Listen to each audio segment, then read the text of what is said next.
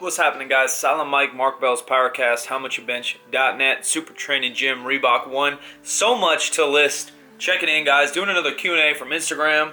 Sipping on some Darth Vader. Sipping on that dark side. Thanks everyone for the questions. Questions are getting better. I believe that this Q&A will be its best when the questions are its best, because I'm always my best. You bring your best, I bring my best. These videos will become better. Starting it off with my man, Aesthetic Strength. Check him out on Instagram. Smart dude, strong dude. He said, if you could instantaneously change one thing about the fitness industry, what would it be? I think I would combine the health industry.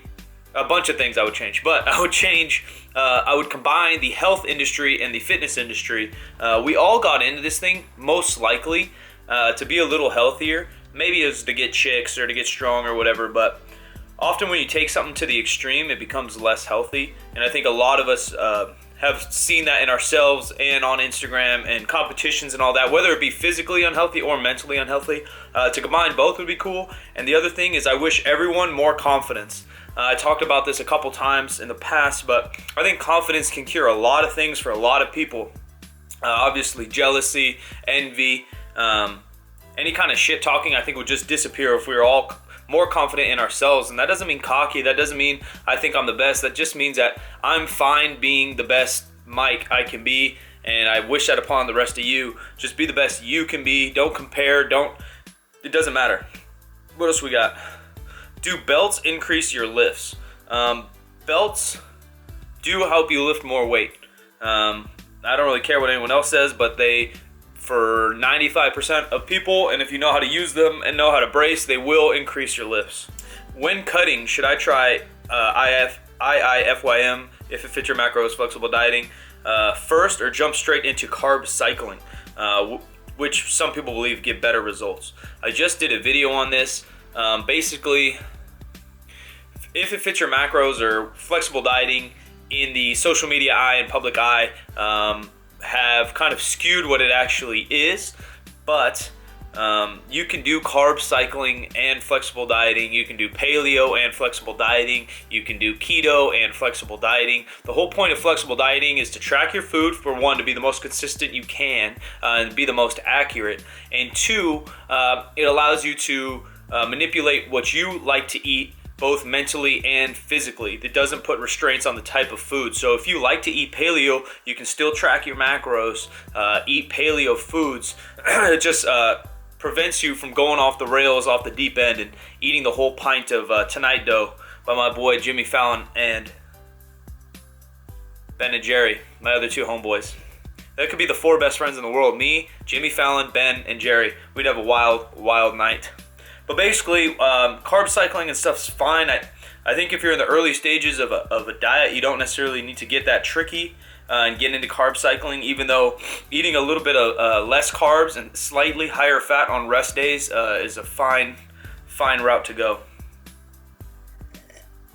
Any tips or pointers for an aspiring powerlifter? 1, aspire to be something else. 2, I would just focus on consistency. Try to get your form down the best you can. Try to lift like a professional. I've kind of changed my own mindset, even though I've been in this thing maybe 5 or 6 years. Within the last year or so, I try to lift more like a professional, make everything perfect, make everything pretty. If I would have done that from an earlier age, I think I'd be a much stronger, safer, and better lifter than I am now. What are your thoughts on personal training / coaching? Do you feel someone can make a career of it? Yeah, 100%. You can almost make a career out of anything you want. If it makes you happy, then, and provides you enough that makes you happy, then it's a career, you know?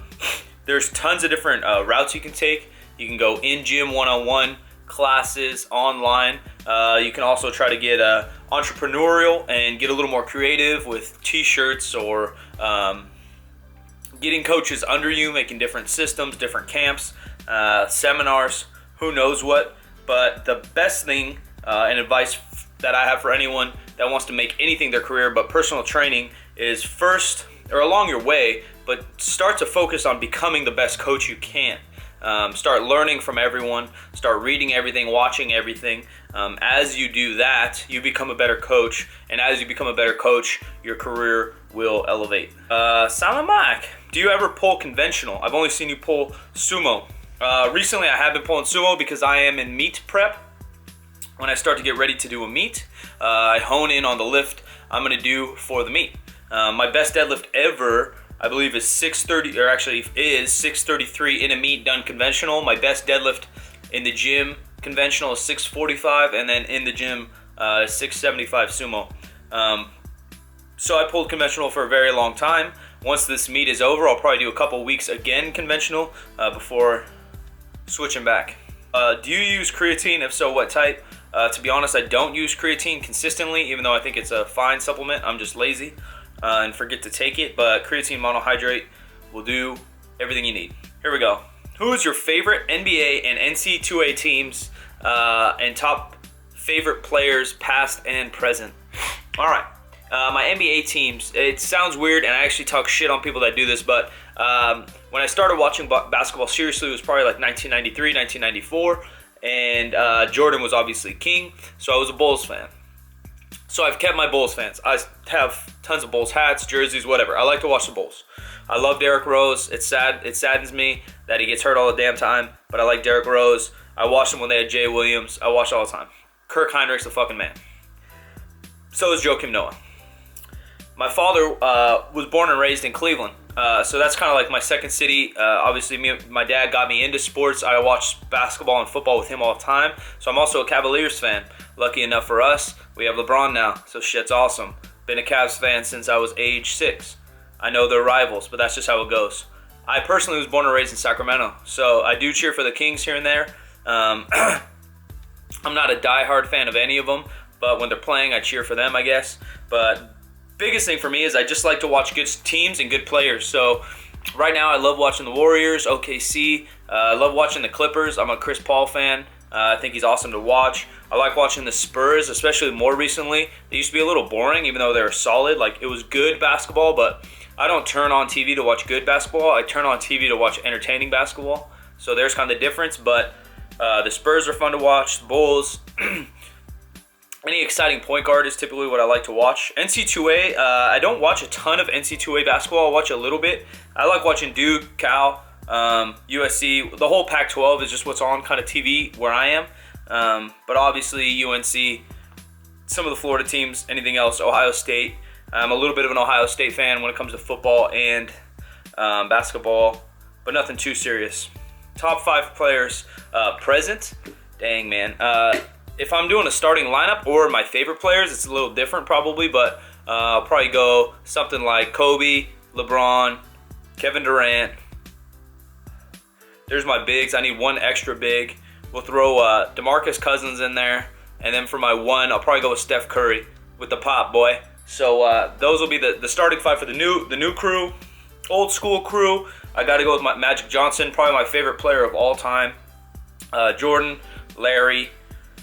Maybe we'll go, maybe even like Malone. Maybe we'll go Malone, Shaq.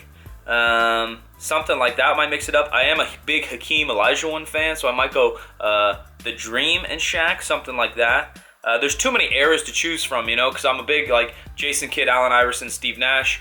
That whole era, I watched a lot of that. I had NBA TV a lot growing up, so I watched a ton of classic games. I watched a lot of 70s, a lot of 80s basketball, so I really dig all those guys. That's it for this Q&A, guys. Make sure you subscribe, like this bitch, share that bitch. I'm out. More videos to come. Thanks. Let's go! Up! Up! Up!